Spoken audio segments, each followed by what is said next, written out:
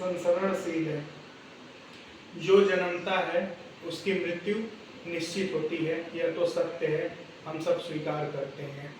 लेकिन संसार में अनेक लोग आते हैं और चले जाते हैं, लेकिन उसमें से कोई बिरला होता है जिसकी इस धरा पर हमेशा पूजा होती है।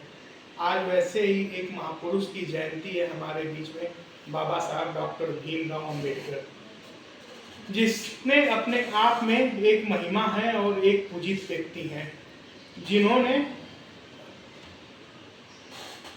अपने अधिकार में भारत का संविधान हम सबको दिया, पूरे देशवासियों को दिया।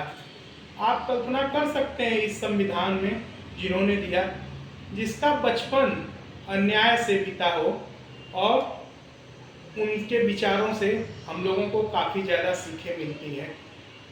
अगर इनका बचपन अन्याय से बीता और जिसने अपनी माँ को अपमानित होते हुए देखा और कक्षाओं में इनके बाहर बैठाया जाता था, जिसके बावजूद हम सब ने उनके अंदर विनम्रता देखा, ऐसे ही एक छोटी सीख हमको उनसे विनम्रता से मिलती है। यह तो रह गई बाबा साहब की विनम्रता स्वभाव, लेकिन उसके बावजूद भी उन्होंने कभी किसी को एक अलग रूप में नहीं देखा। जो उन्होंने संविधान दिया, अपने सवर्ण भाई के अधिकार में भी एक बराबर दिया, दलित भाइयों के अधिकार में भी एक बराबर दिया। वह जानते थे बाबा साहब कि विनम्र रहना ही सबसे ऊंची सीख है।